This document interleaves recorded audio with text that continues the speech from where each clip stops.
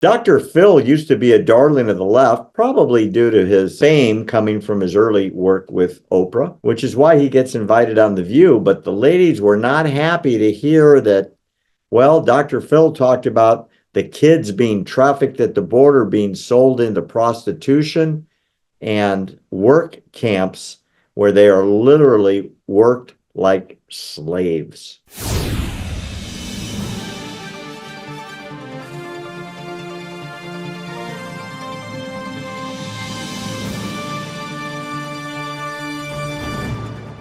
Dr. Phil has gotten more conservative in his old age, especially in his post-Oprah career. But they still invite him on The View, probably because of his background with Oprah, not necessarily his current political beliefs. He said something rather upsetting as far as the ladies were concerned the other day, where he said children crossing the border are being sent into prostitution and used in sweatshop labor under terrible conditions, very abusive. What exactly was he talking about? Can you give us some color on that? Yeah, so Dr. Phil is exactly right, of course. And there is a huge trafficking business going on with, unfortunately, with children, with others too. But here we're talking about the children who are literally sold into sex slavery, prostitution, but also underage, illegal, indentured servitude, really. And, kids have been found in the middle of the night working in packing plants and other sweatshops. And all of this is a consequence of the policies that the Biden administration,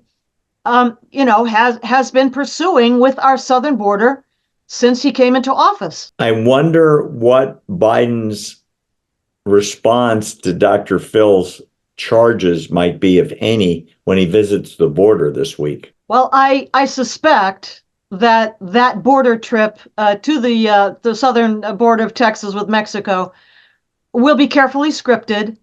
There will not be any trafficked children or raped women and girls to be seen, in the coverage of that visit, I would suspect. And nobody, unless, as we mentioned, unless some enterprising reporter launches the right questions to the president, that's the only way this topic, I think, would come up during the visit. Yeah, and normally what happens when Biden gets hit with something he's not ready for and it's not on the cue cards and nobody in his ear can whisper an answer fast enough, he just walks away. And that could happen too. Yeah, and that'll be happening. Mainstream media cuts off the feed as if that never happened. And it would take somebody from one of the other outlier networks to say, in case you wonder what happened at the rest of the interview, here's Biden turning his back on the question and waving as he reached for some ice cream and got into his limo. My guess is that's what would happen. Agreed. I mean, but I do sure hope that some of these reporters from, as you say, to the other news outfits, maybe a One America News or a Newsmax or a Peter Doocy, might be down there to cover this. We'll see. It'll be interesting to see if it's even covered live or if it's all cut up and then released and prepackaged.